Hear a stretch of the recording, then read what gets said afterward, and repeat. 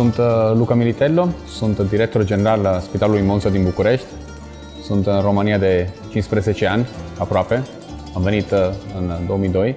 De profesie sunt inginer și am construit acest spital, adică m-am ocupat, printre altele, de a construi acest spital și după aia am rămas ca manager și de 3 ani îl conduc.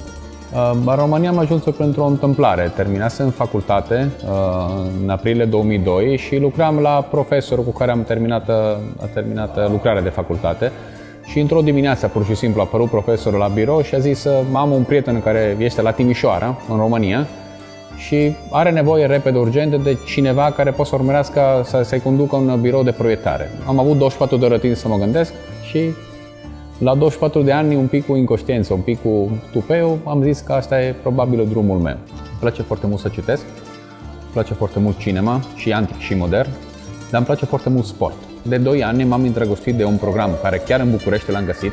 Este un mix între fitness și nutriționism. Te învață să trăiești mai bine. Este un stil de viață diferit. Mi s-a spus un bravo în momentul în care acționarul Spitalului Monza a decis să deschidă un departament de chirurgie pentru copii, de chirurgia pediatrică.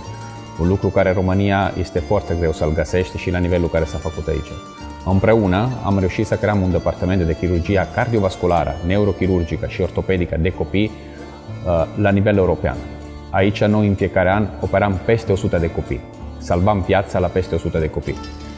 Asta e cea mai mare fericire care poate să-ți dea un job. Având în vedere că la 17 ani am plecat de acasă, am fost și nevoit să învăț să gătesc și asta să o fac ca pasiune. Rețeta mea preferată, să zicem așa, care cred că o știu să o fac cel mai bine, sunt lasagne bolognese, dar știm să facem și alte, printre care o paste un pic mai deosebită, care nu o găsește foarte ușor ca rețeta la un restaurant de centru, sunt niște penne cu zucchine, pancetta e broccoli gratinati al forno.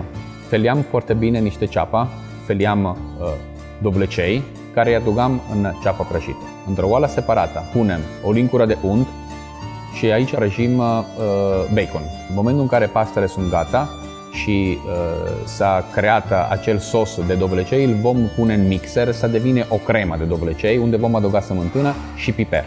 În momentul în care am amestecat pastele cu sos de dovlecei și bacon, l-am pus într-o tavă, punem deasupra broccoli care am pregătit înainte, punem niște parmezană deasupra și băgăm la cuptor. În 5 minute această rețetă este gata.